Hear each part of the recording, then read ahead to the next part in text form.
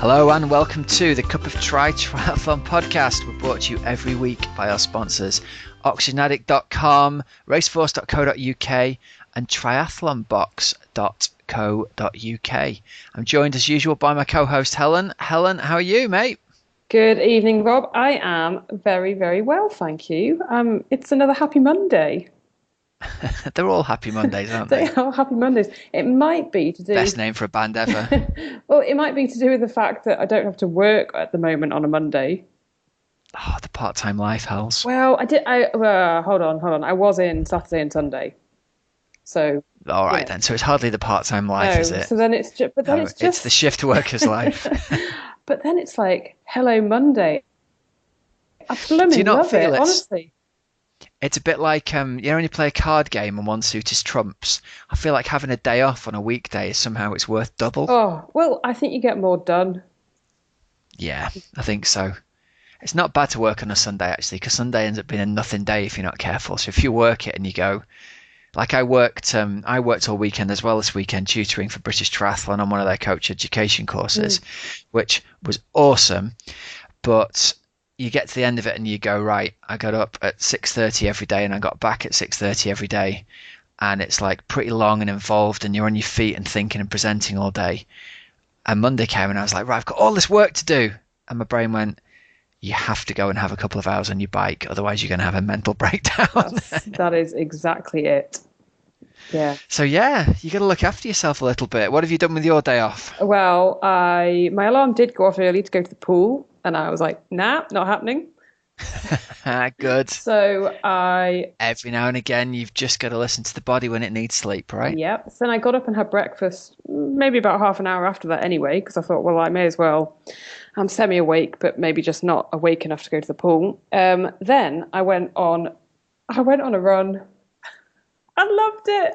I was in shorts and It was super warm, wasn't it, today? honestly, I put my trail running shoes on that I was yet to wear, so brand new trail running shoes, and I was like, I'm going to avoid the roads. And I got absolutely covered in mud, and I went above Alderley Edge in the woods up there along the trails, and my watch was not working properly, so I only had the time and my heart rate. It didn't have a clue about pace, didn't have a clue about mileage, and it was so much fun. It's lovely around there, isn't it? Oh. We went there the other week. Isn't it beautiful? It was, honestly, it was amazing. And I came across, have you ever been up it on your bike, Swiss Hill? Yes. Okay, so it's like a mini iconic climb, isn't it, on a bike? Yeah, it sure is. Well, I decided to run up it. Brilliant. Just for It's fun. cobbled. Cobbled. Totally cobbled for people who don't know. It's one of the most difficult climbs on a bike, I reckon, in northwest England. Yeah, well, I've never been up on a bike, and I probably would get stuck. But running, honestly, I was in my element. I just loved it. It's great. I came off going up there. I tried to go up it on my TT bike one year for some unknown reason. What? Well, it was in one of those sportives, and I was riding on my TT bike to get some miles in, and we got to this cobble. I hadn't read the race entry thing clearly, and you know how it's on TT bikes, you've got those kind of rear entry wheels sometimes, Yeah. and just pulled the wheel out of line trying to get up this hill. It's so steep and slippery.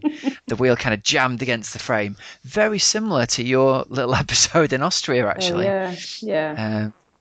Yeah. Oh man. Oh, good for So you. there you go. And then I came home, and then I decided it would be a good idea to go to the pool. So I went for a little dip, and then I've been doing kind of homework. Really? Good. Yeah. Good for Bit you. of baking, baked some banana loaves. It's a pretty, honestly. Oh, don't talk about the food, Hells. It's even worse because everyone listening to this is exercising right now. It's worse than having MasterChef on, isn't it? Here's this delicious stuff Helen made, and you can't have any. Now keep on running for another hour and a quarter. Get on with it. No slacking. Cakes for later. I do love the idea that everyone listening to this is out there exercising right now. It's worth having that in your mind. People are out there training and like focusing on what they're going to do this summer, and there must be like nearly 1,000 people listening, all of them training, aiming for some great big event. They're training their asses off for. It's brilliant, isn't it? Yeah, because you know what? I was actually listening to a podcast as well whilst out running. It's amazing. Not ours.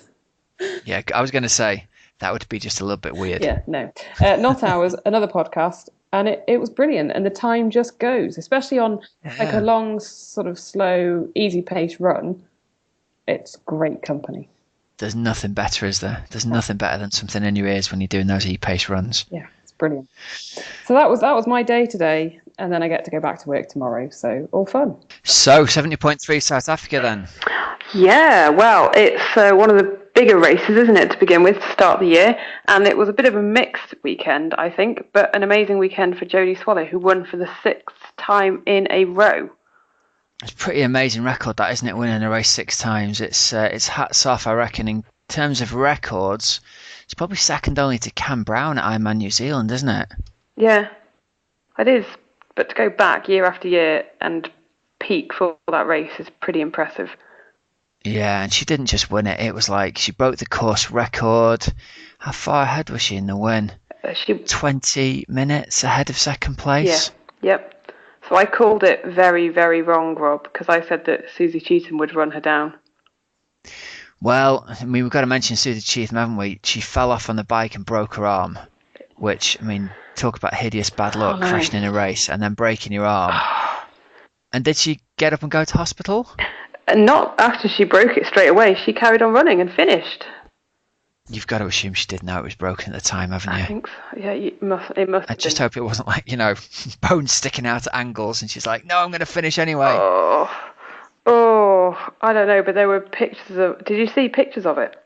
No, I haven't seen pictures of it. Oh, it looked... Does it look ugly? Yeah, very, very ugly. Like, really quite horrible. If you go on at Susie Cheetham on her Twitter feed, and there is a photo of a very sore looking arm. Where was it? Like elbow or wrist or? It looks on her elbow.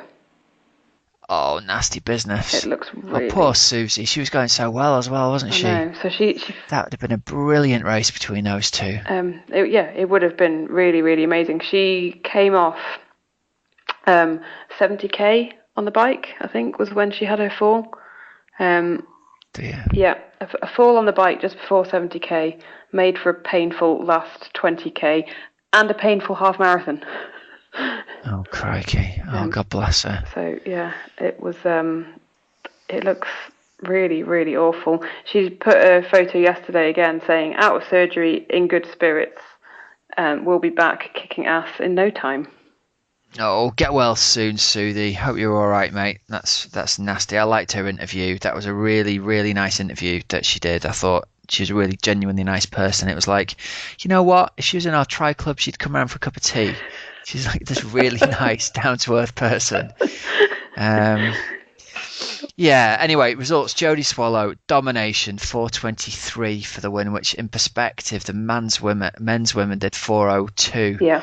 So 20 minutes difference is probably 10 minutes inside the usual delta, isn't it, between the men and the women? Yeah. So she absolutely ripped it up. She really, really did. Her swim was 25:15. We know she's an incredible swimmer, often first out of the water, and sometimes even leading the men out of the water as well, which is just incredible. So she was 3 minutes clear as she came out of the water. Then she did a 2:26 bike, which was 9 minutes faster than the second best time. And then she did a 1:27 run, which was the race best as well. So absolutely stunning performance there. Interesting, actually, that she's run in the high teens, hasn't she, before? She's run like 1:18, 1:19, so maybe she even did that, shutting it down on the run, knowing that she was 20 minutes clear. Yeah. And she just laid it all out on the swim and the bike. I think so. The fastest men's run was a 1:17. So I know that the South Africa 70.3. Yeah, so not particularly fast course. Fair enough. It's got a massive, huge hill in it apparently, and the bike's pretty tough too. But really, really impressive. Do you think, Rob, that she can then carry on that form? I guess that's always the question, isn't it? Because she hasn't had a huge deal of luck in Kona, has she, over the past couple of years? No, I don't think she can continue it. That's my honest answer. No. And honestly, I don't think it's luck. I think that if you're in red hot shape in the middle of January, you're very unlikely to be in red hot shape in October, and vice versa. Yeah. So I do wonder about the wisdom of it personally, smashing a race by 20 minutes in January when you could shut it down and, cruise to the victory and go and race again in a couple of weeks and make some more money there. Part of me sort of respects the Corinthian ethos of going out and going as hard as you can. But when you're a pro and you're doing this 10 or 12 or 15 times a year, I'm not sure. I'll see. I'd love to eat my words come October time. So we'll see. We will see. Well, I know last year it was almost a case of, it was fatigue, wasn't it? Hit sort of, midway through the season, a third of the way through. And then, she struggled really badly. So then coming back from that was always going to be really, really difficult. And it was a DNF in Kona, wasn't it? I think it must be really difficult if you haven't finished in Kona and you need the points. You come back from that and you go, right, I've got to get in shape and I've got to get started mentally. But I don't know. I wonder about the quality of the advice that she's getting. Maybe she'll prove us she'll do a few early season races. Is she racing Ironman South Africa? I'd guess if she's in great shape now. Maybe she'll go and try and win that, and then she'll shut the season down for 3 months and build back for Kona, having got the points that she needs. Could be. So what do I know? I'm just an idiot. But I mean, there's no question she's got the pedigree there to be at the head of the race in Kona. Yeah, totally. And if she's not, barring flats and injuries, if she's not, then you've got to be questioning whether winning that race in January 6 times in a row is really the best strategy. And if you do what you always do, are you going to get what you've always got, or is it going to be different this year? We'll see. Time will tell. Time will tell. On the interesting points there, but on the men's side, the win went to Matt Troutman, who did a 4:01. Cal Buckingham was second in 4:09. And then Jodie Swallow's boyfriend, James Cunningham, was third in 4:09.11. It was a sprint finish, Rob. Yeah. Sprint finish. Apparently Cunningham ran him down and then Buckingham just pulled away at the finish line.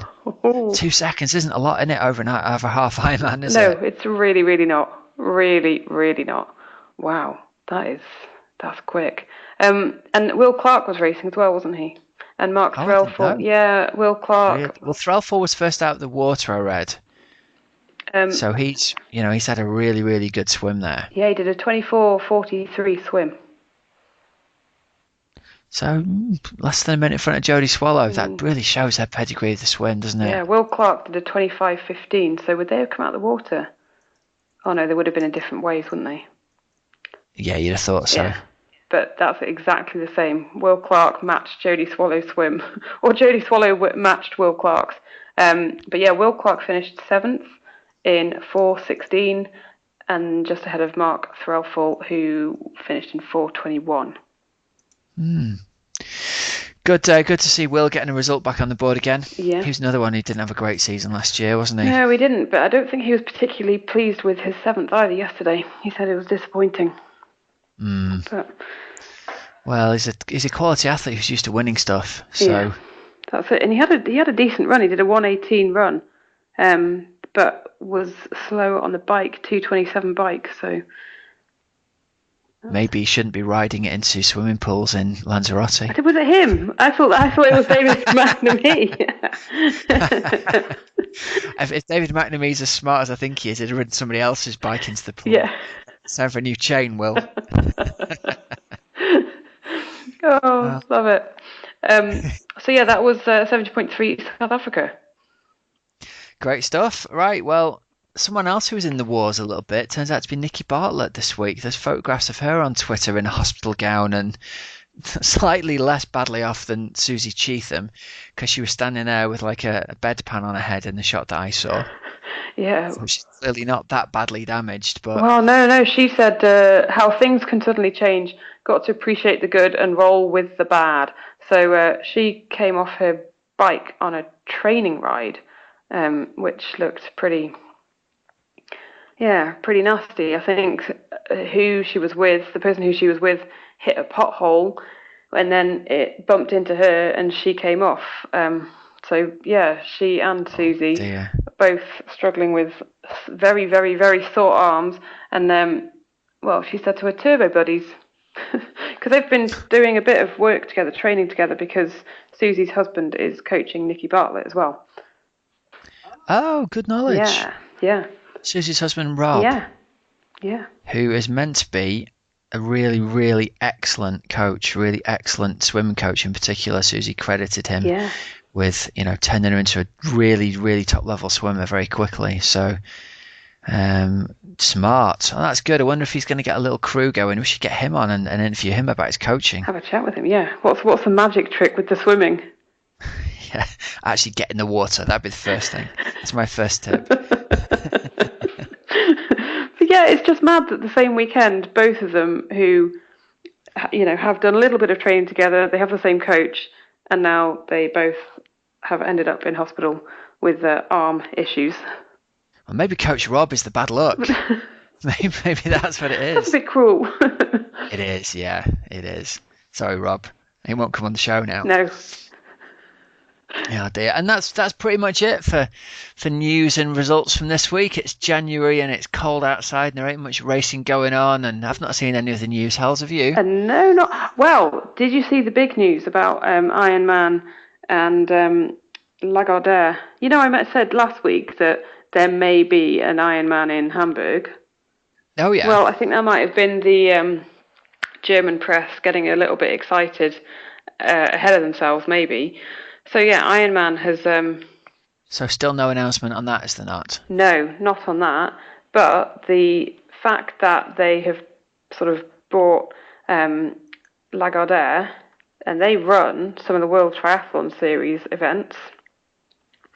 So essentially, so basically now the Ironman organisation now own half of the massive ITU Olympic distance races and marathons and half marathons and all that around the world as well. You've absolutely hit the nail on the head.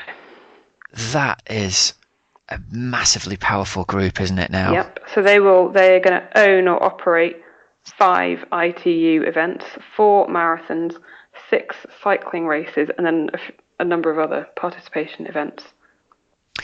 I wonder whether they'll... now, this could be interesting, right? Because in terms of they've bought it for a shed load of money and then some, and obviously they'll need to grow it if they want to sell it for more in the future or just keep the cash cow going. I wonder whether they've got one eye on pushing this. They had this kind of 5150 brand a couple of years ago.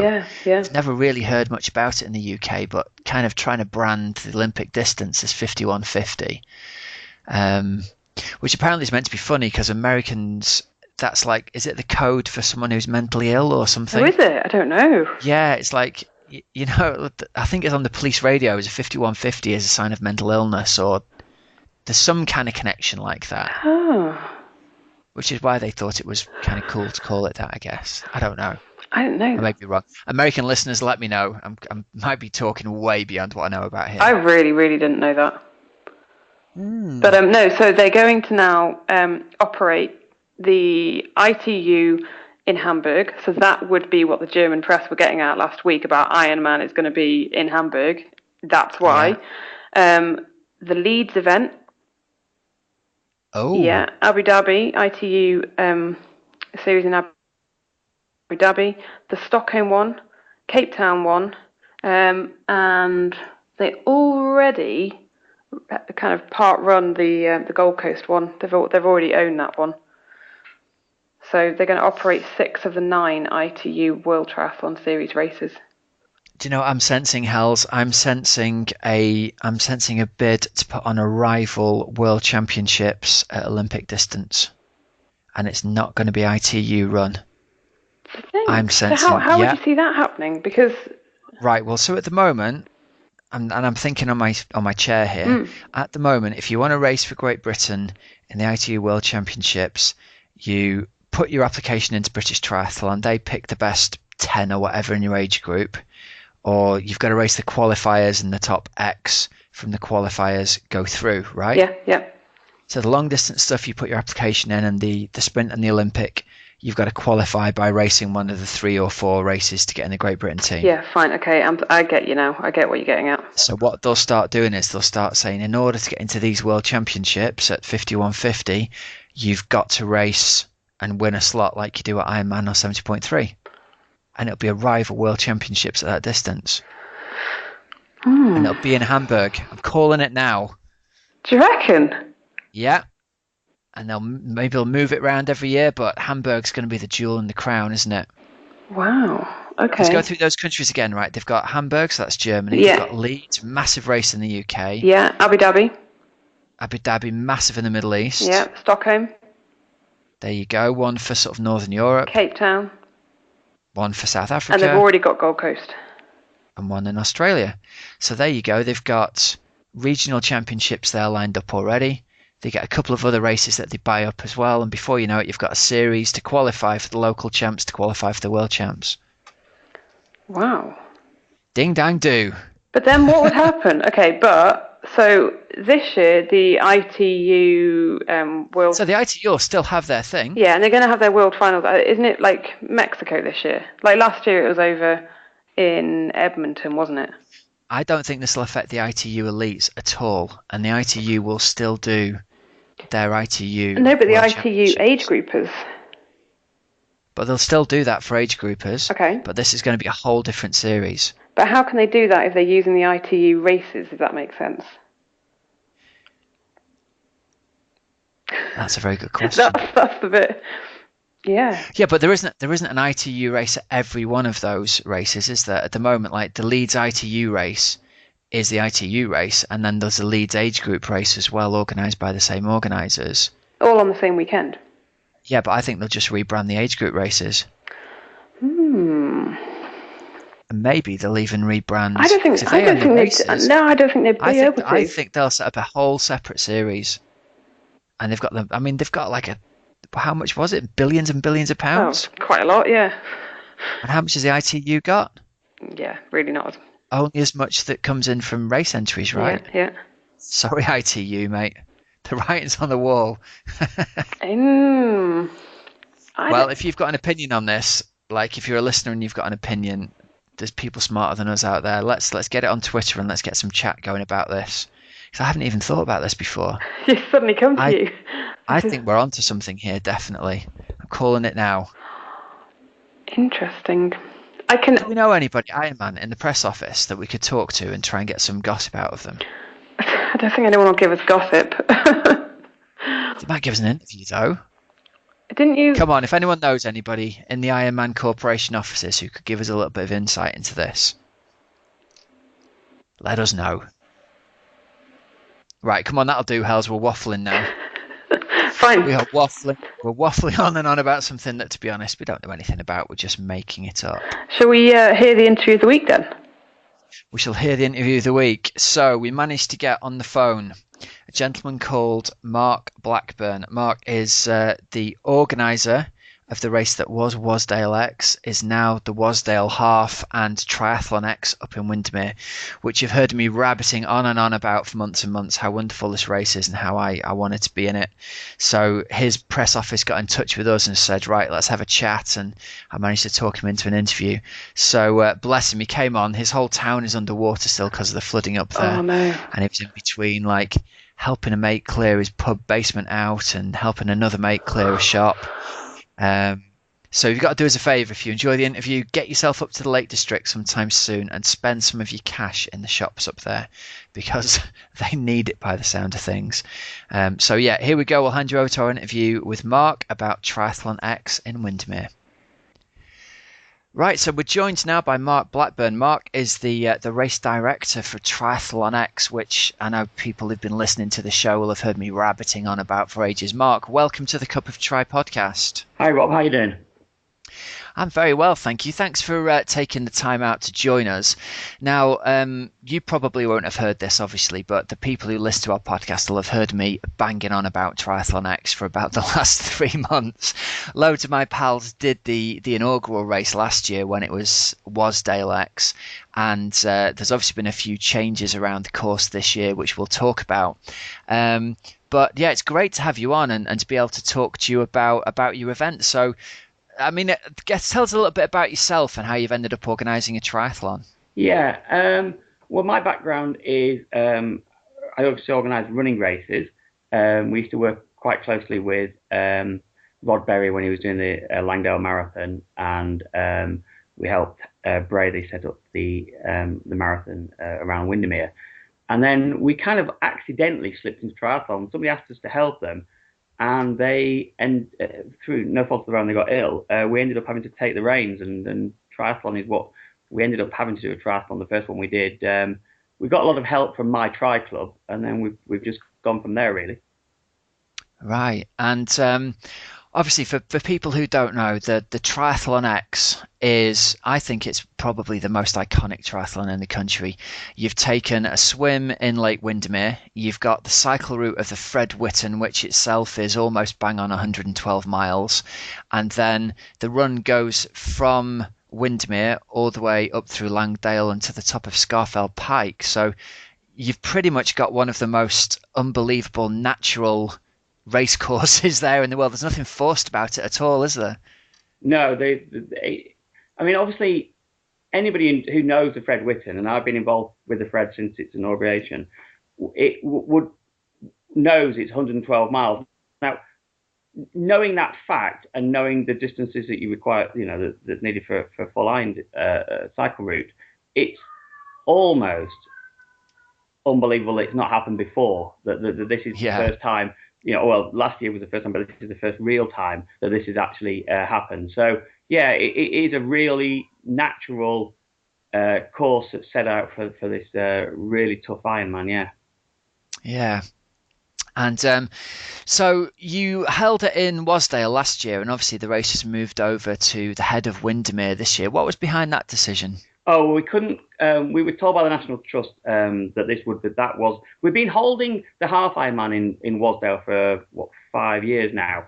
So, and we was always it became our intention to do the full iron distance a few years ago.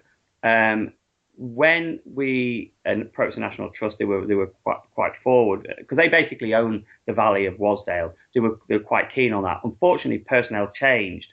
And they let us know last year that yes, we could do the triathlon, but it would be the first and only time that we could do the X. And they were worried that the number of competitors would increase and therefore put a huge strain on, one, the infrastructure, but two, the triple SI classification of Wasdale and the Wasdale Screed. They were worried that that would be compromised with the increased number of people, and we respected that. And we then worked towards moving the tri to a more a location that could cope with more people, really. Yeah, and it is obviously the kind of race that you can see. I can see it growing in stature, sort of nationally and internationally, to become, in the realms of the Norseman type race. And when you tie that in with the fact that your race is now being held at Windermere, which is obviously one of the most famous places in the Lake District as well, it's all looking good, isn't it?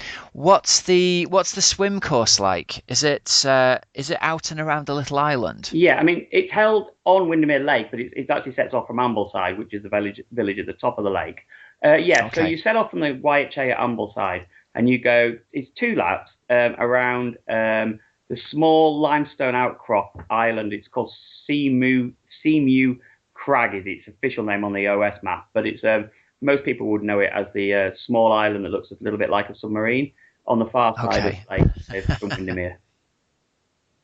I see. And then from there, are you going to be able to have transitions set up relatively close to the YHA? It's in the YHA. They've given us the entire grounds of the YHA. So transition is in the car park of the YHA, which is adjacent to the lake. So it's in front of the YHA, between the YHA itself and the lake. So it's about, 10 meters, if that, transition from the water to where we're going to hold transition, and then out on the bike and straight up Kirkstone Pass. No time for warming up there then, hey? No, you've got about a mile before you start to hit the bottom of Kirkstone. And 2 miles in, you'll be hitting the struggle. So, yeah, no warm. And of course, one of the other knock-ons of this, I was looking at the route the other day, is that you end up at the very back end of this ride, it's hardly an easy ride anyway, but you end up with a couple of enormous climbs right in the last couple of sort of the last 10 miles of the race, don't you? Yeah, I mean that's part of the Fred as well. You always hit hard knot and rhinos around about 90, well in our case 100 miles into the race. So 90 miles into the race. So yeah, I mean if you've cycled, you've probably heard of Hard Knot Pass.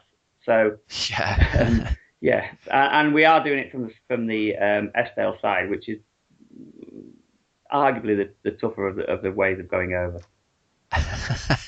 So there's nothing been lined up to make people's lives easier here, and I'm kind of imagining at this point, most people get to 90 miles in an Ironman bike leg, and they're kind of excited at the prospect it'll be over pretty soon, and the idea of meeting those climbs at that point is putting the fear of God into me, to be perfectly honest. Yeah,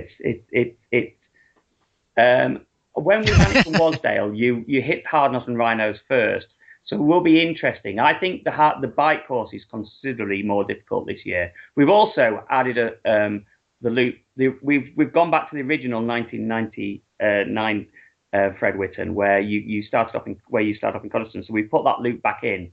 So you've also got the Hawkshead Hill climb just at the very, very end before you finally descend back to Waterhead at Ambleside. As if it wasn't hard enough already. Yeah, bit of a sting in the tail, that. And how much overall climbing is there on the bike course? Do you know the figures off the top of your head? Yeah, conservatively 3,600 meters. Again, depending on which mapping software. If you read the blogs for the Fred Whitton, most people claim it to be 3,900 meters, but we've been out a few times and we think it's about 3,600. Right, okay. Now then, in terms of the run, obviously it'll be very different leaving from Ambleside than it was last year, being right in the heart of Wasdale. And my reading of it is you've pretty much got a run of 3 parts. You've got an 8-mile relatively flat section, and then an 8-mile up and down Scafel Pike, and 8 miles relatively flat on the way back. Would you say that's a fair description of the course? That's absolutely spot on. That's exactly what will happen, yeah. And how much ascent is there on the climbing from Ambleside to the very peak of Scafel Pike? You ascend just over 1,000 meters, 1,100 meters. Right, okay. And if we've got people listening who are interested in entering this, is it the kind of thing you think that that relative beginners without much experience in the mountains can take on, or is it something that you think they need a bit of background in? We've had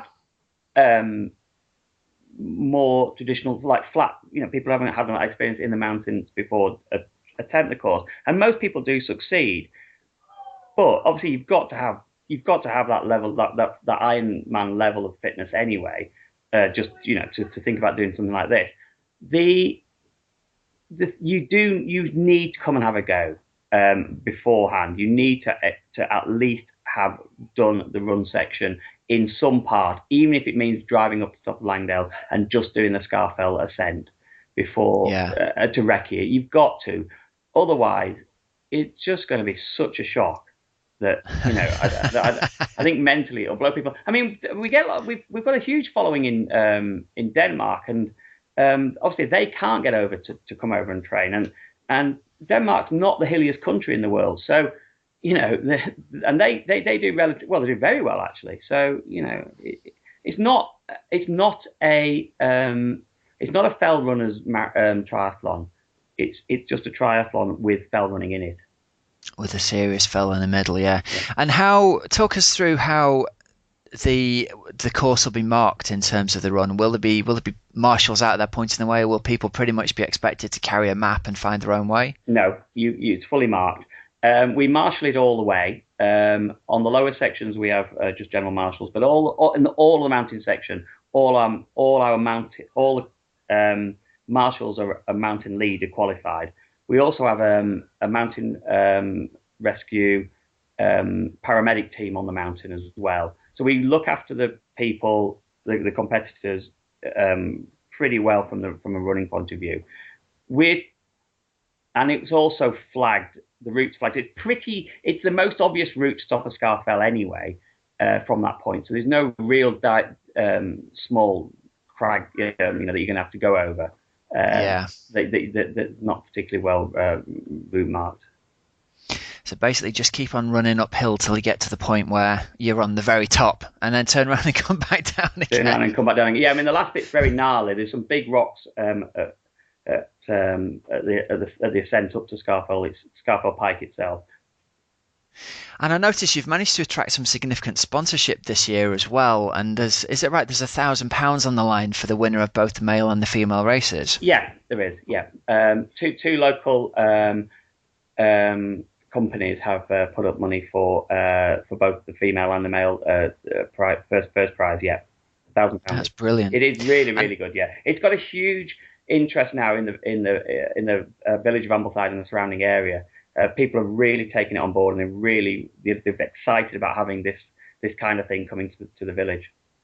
It has got the potential, hasn't it, to be a really iconic sort of event on the day and have all the locals out supporting, and you can see it really sort of being taken under the wing of the village. Yeah, I'm Ambleside born and bred myself, so I've got lots and lots of contacts and lots of friends that are from the village. So I'm confident that, well, I know now that whenever I walk, people are just talking about it. So I think come June, it's going to be really exciting. Fantastic. And has this £1,000 attracted any of the bigger names in triathlon to come along and do the race? No, not yet. It's seed. That'll come though, won't it? It's inevitable. It will eventually. Yeah. I mean, it's seed funding. So with this, the local businesses aren't looking to get anything back from this. They just wanting to put money into the event, with a view that in a few years' time there might be bigger sponsors on board, and that's the whole plan of this. It's more of they're looking at it more from like a welfare and hopefully helping the village of Ambleside. The village of Ambleside has suffered massively in the floods over the last month, and it's still really struggling to recover. So I think the businesses around are quite interested in helping that kind of regrowth process. And how much sort of devastation did you guys personally have in Ambleside then, with all the floods that have happened? Well, I mean, the village of Ambleside was, I mean, it's not hit the news really, but it's been hit harder than anywhere else. I mean, the places like is that right? Yeah, much harder. It's hard to... I mean, you're right. That's surprising to me because it hasn't reached the news at all, and it's kind of almost strange that in a way, isn't it? Yeah, it is strange. I think the more populous areas of Carlisle and Kendal have hit the headlines, but the actual amount of rain that fell and went through the village of Ambleside was much greater, and the damage that was caused was much greater. There's still businesses. I mean, there's a lot of businesses that just won't reopen. But the effect on the tourist industry has been really quite profound. The road from Ambleside to north of Grasmere towards Keswick is still not open, and it's unlikely to be open until after Easter. So that main connecting road is not there. You can't drive through the Central Lakes at the moment, and you probably won't be able to do. You may be able to by June, but I mean, it won't affect our race course. But it's obviously going to affect the movement of people. Of course it is, yeah. That's like you say. You see on the news some of the places being affected, but that was going to be my question to you. Really, are the roads open and can people navigate around relatively freely? But I guess not. On our particular route, the whole route is open. Right. You can do the whole Fred Whitton. The whole route is open. All the bridges that are on our route are operational. There is a lot of bridges closed. There's a lot of there's been roads, obviously landslides and roads closed as well. The A591, like I said, north of Grasmere is closed. But you can come up and you can train at the moment. Yeah, it's fine. All right, great stuff. So if we've got any listeners who are thinking about a cheeky recce with a bit of winter sunshine, they can get up there and get on it as soon as. Yeah, but don't bring your best bike, because the roads are full of potholes and gravel and grit, and it's not. It's still a long way off being like anywhere near good tarmac. There you go. Training wheels and cyclocross bikes it is then, mate. That is definitely the way forward when you're racing that route. Yeah. All right, that's great. Listen, thanks very much for coming on the show and talking through it, mate. I'm greatly looking forward to taking part in it, and I've been getting a tremendous amount of abuse from our listeners for not having put my name down on the start list and pressing the go button. So they'll be pleased to hear that that's happening now for sure. And there'll be plenty of training updates going on as we go along through the coming weeks and months. So I guess I should really let you go and probably go and do some training myself at this point now.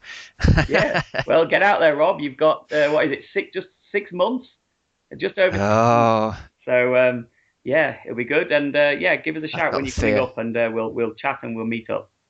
That'd be brilliant. Thanks very much. Well, listen, thanks for taking the time to come on the show, and we'll speak to you again soon. Thanks, Mark. Thanks, Rob. All the best.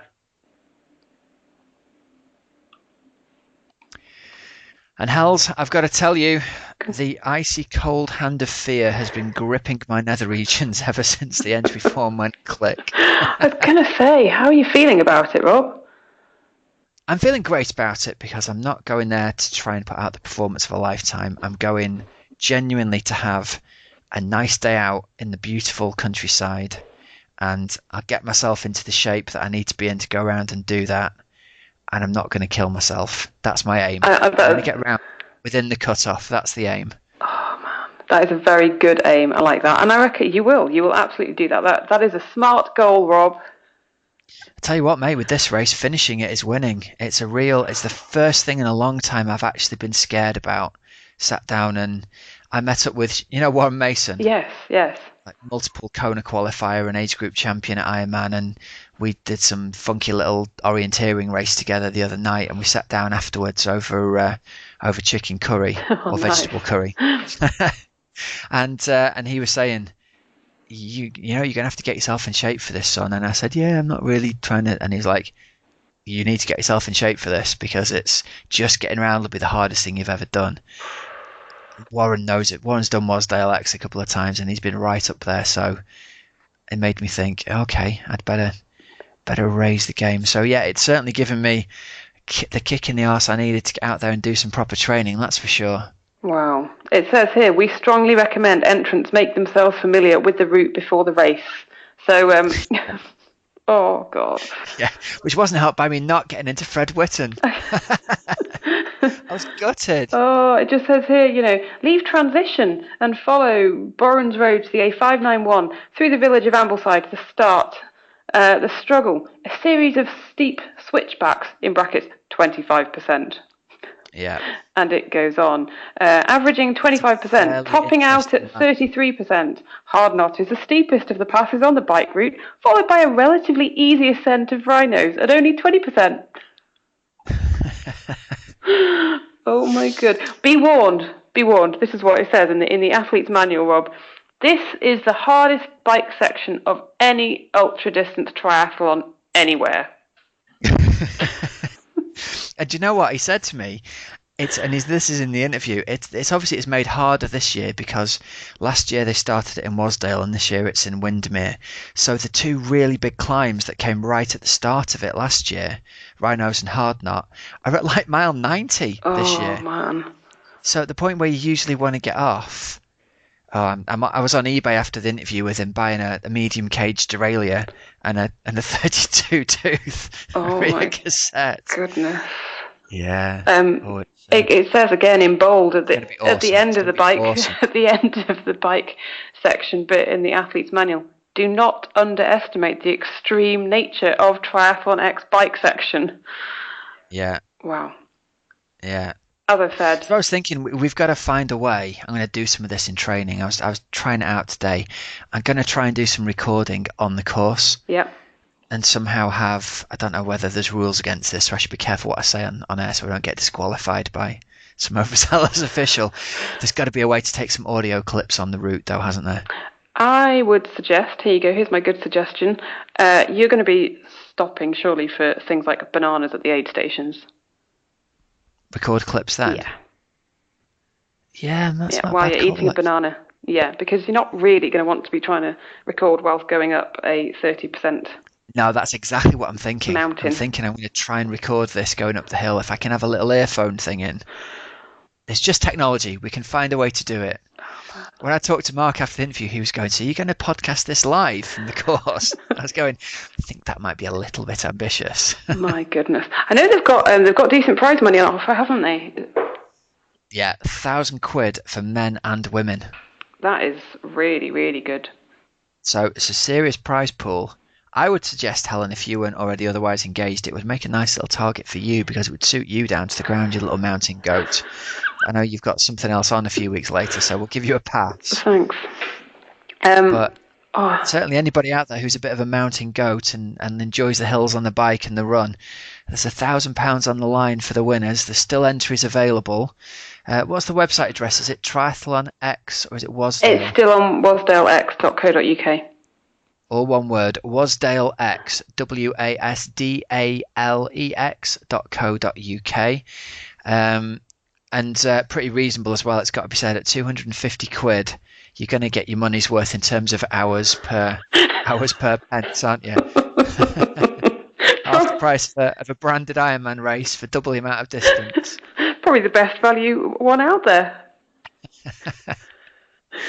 When we were kids, my mum and dad used to take us up there, and there's a pub called the Wainwright, which is at about mile 6 on the run route.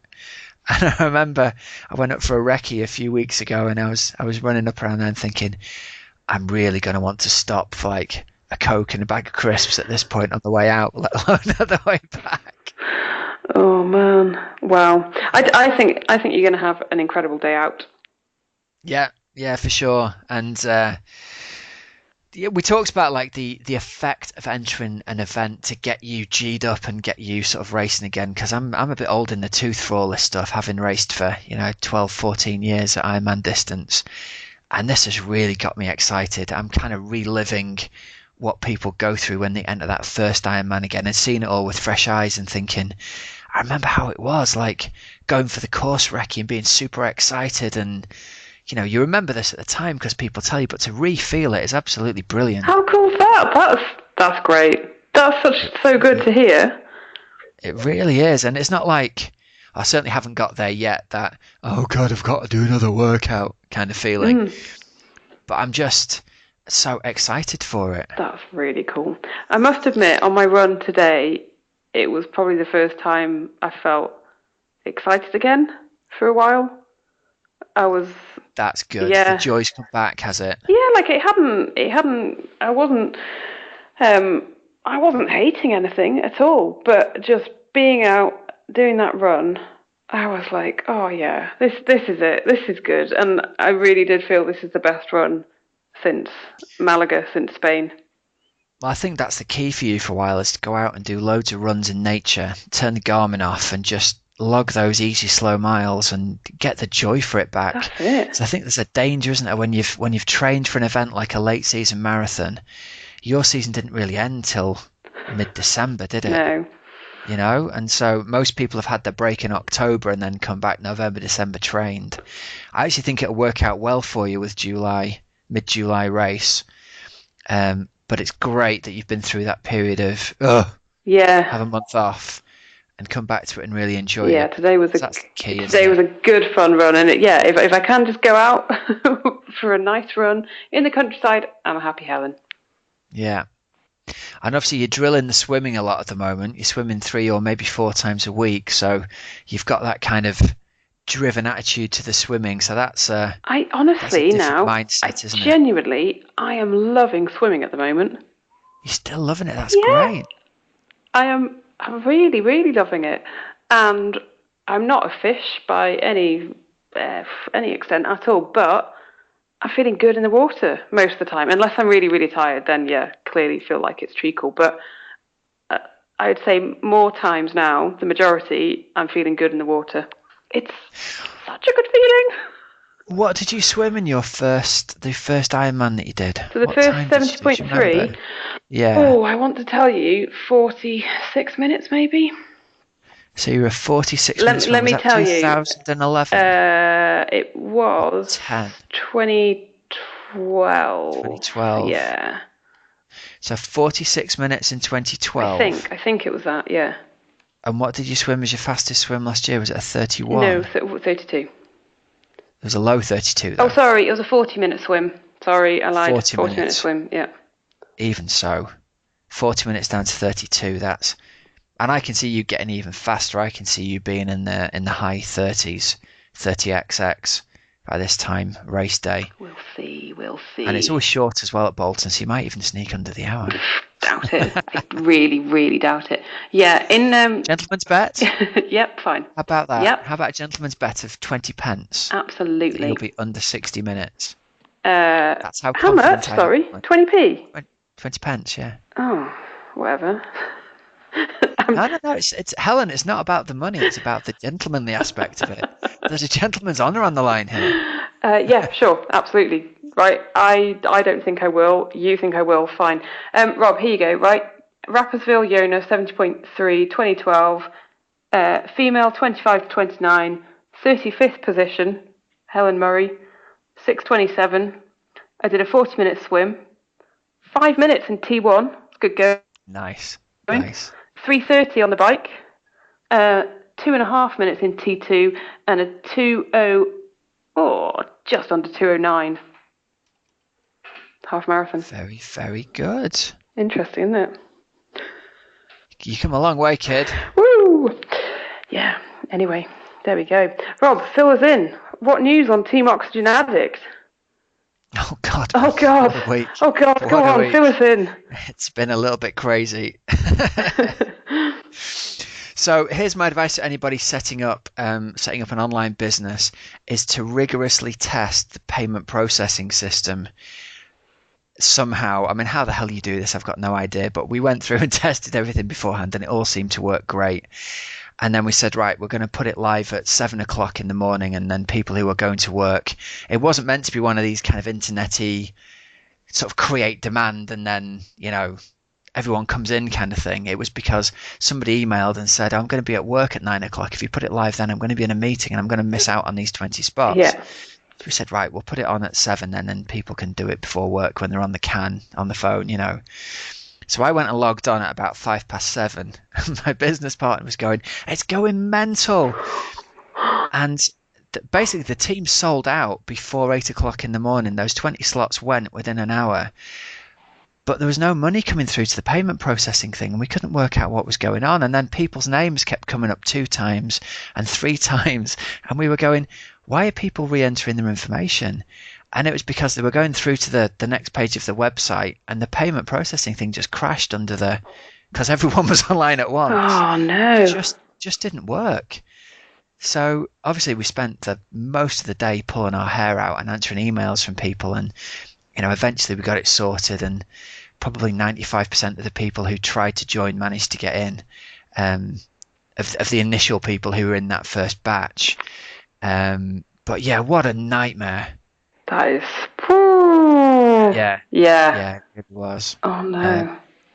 But yeah, from there, I mean, the training plans went live today for the first bunch, and they're all seeming to like it. And we've got this cool little Facebook group, and everyone's on there, and it's really nice. They're all nice people and chatting with each other and giving each other tips. And it feels like we've attracted the right kind of people for this stage that we wanted. Fantastic. That, giving us feedback on what's working and what needs changing, and the swim sets where I've added up the numbers wrong and things like that. Yeah, so it's great. It's really good. It is. It's like, this could actually work. These people are going to help us work out the kinks, and when we send it live properly, this is going to be great. Fab. So www.oxygenaddict.com, and you can find out more on that website about Team Oxygen Addict and about the podcast as well. And if you want to get in touch with us, you can email via the website, and you can also, we're on Twitter @CupOfTry, and we're on Facebook, which is /CupOfTry.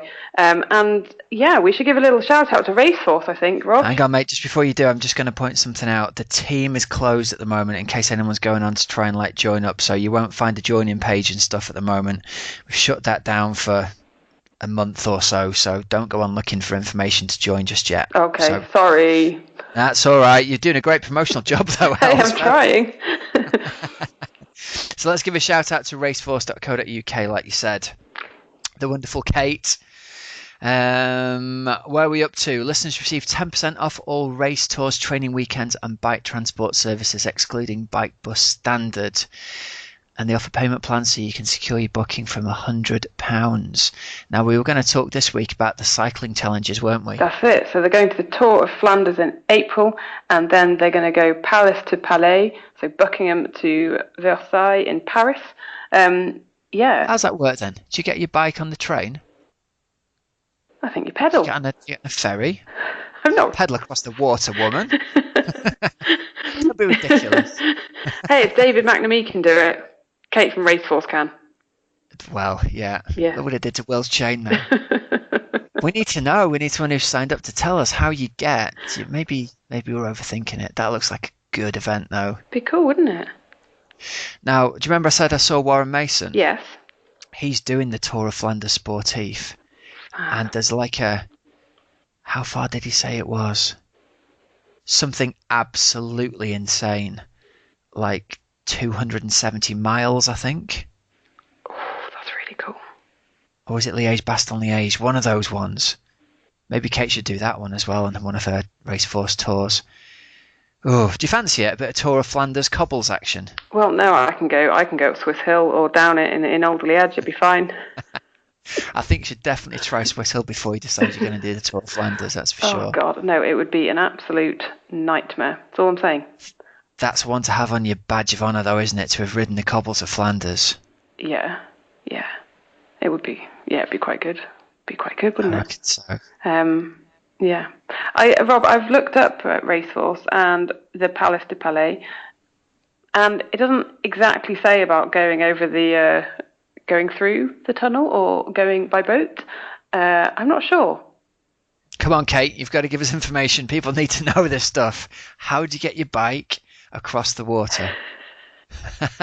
See, that's the bit you've got to swim. Oh, good grief. No, I'm joking. I'm joking. Towing your bike behind you in a little dinghy. I'm joking. What I can tell you is that in the tour, you can get bike and bag collection and meeting at Regent's Park start point, 3 nights accommodation, dinner, B&B, 400k of daily routes, GPS files and itineraries over 4 days, fully qualified ride leaders and mechanics with you throughout, return transport back to London, and your bike and bag delivered back to your home address. And that's going on in July. So that's a 4-day event. There's our answer right there. There you go. Of course it is. It's blooming miles, isn't it? It is quite far, yep. And listen, just before we finish, I'm going to give a shout out to my pal JP at triathlonbox.co.uk. JP really helped me out last week, and I owe him a favour. So I'm gonna give a little plug for his product here. Have you seen the Triathlon Box, Hells? I have, yes. It looks like a really, really whizzed up plastic box, isn't it? Big. That's what I was going to say. It looks like a plastic box. However, it has got a load of amazing features, hasn't it? Well, I think they're pretty cool. I haven't got one myself. Hands up. I met JP at the Expo a couple of years ago, and I remember thinking, wow, that guy's really good at balancing his transition box on his top tube. And when I saw it up close, it's obviously got like a little cutout in the box, so it sits on the top tube. And he's like, this is my product. You can wheel it around and you don't have to carry it. And I thought, that's actually pretty cool. And he went away and he redesigned it and came back the next year. And it's like the all singing, all dancing. It's got like a lockable lid. There's different sections on the inside of it. And the idea is you put all your stuff in the night before and it's all in the different sections. And it's even got some kind of like checklists written into the lid for all the things you need. Wow. The more I thought, I was like, you've solved a problem I didn't even know I had here. But actually, that's brilliant. You know, one for your wetsuit, one for your shoes, one for your bottles, one for your bike bits. It fits your helmet in. Everything goes in this one box. So when you get there on race day, absolutely no stress. Amazing. So, I must admit, cool. I still use my rucksack and it does the trick. But yeah, you're a lot more organised than me. That's the thing. I think I need one of these things. No, it's a great idea though. It is. So listen, if you've heard about these things and you're interested, go and check out JP's website, triathlonbox.co.uk. Really cool product. Have a read through and be interested to hear what you think about them. We're not giving them the great big sell, but go and check it out. And JP really helped me out. So mate, if you're listening, really appreciate it. Cheers, buddy. and I think Hells. Oh, can I just tell you one thing first before we go? Oh, of course you can. Well, I was going to give you a little pro start list for the 70.3 in Dubai, which is this coming weekend. Which we've completely forgotten to mention. Well, I haven't, obviously. Yeah. Right, so as ever, we can say these names and they might not actually appear, but this is the official Ironman start list, so some of these may not go, but on the men's side, you've got Terenzo Brazzone, Bart Aeronaut, Ronnie Schildknecht. Josh Amberger, Jan Frodeno's on it as well, Todd Skipworth, Nick Baldwin, Sam Appleton, so loads. They've got like a 30-strong male pro list. And on the women's front, again, we go, this is what is in front of me on the start list: Daniela Riff, Caroline Steffen, Tina Deckers, and Corinne Abraham, who we mentioned the other week. Yeah, we're going to try and get an interview with her finally sorted out after this race, which should be cool. If those guys turn up, and you can imagine they will, because I bet of all the races, I bet that's one of the ones where the pros get looked after with nice hotels, transfers, and get the appearance money paid and get the pros there. That should be awesome. Totally, be a good race, wouldn't it? I got a couple of my athletes racing there, actually. A couple of guys I coach over in the UAE are both racing, so it'd be good to see how they go. They're totally excited about it. It's their first big event like this, so they're totally jazzed about it. And also we've got Panama City happening this weekend. Yes. Panama 70.3, which will be the Pan American Pro Championships. And Lionel Sanders is racing that one, isn't he? He certainly is, and the money's on him to lay it down on the bike, isn't it? Yeah, absolutely. Panama City is, I've been there, it's kind of cool. It's a cool place. You're well travelled, aren't you? Well, I used to be. I guess I still am, but I just haven't really been anywhere. Since, I'll tell you, here's a funny coincidence. Since taking up triathlon, I don't go travelling. Shut up. You went to Mexico last year and raced there, and then you went to Austria and raced there.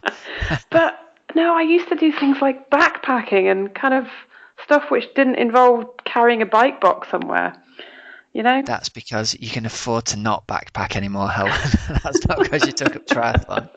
I think there's a little coincidence going on here. Anyway, Panama is an amazing place, so that'll be a very cool race.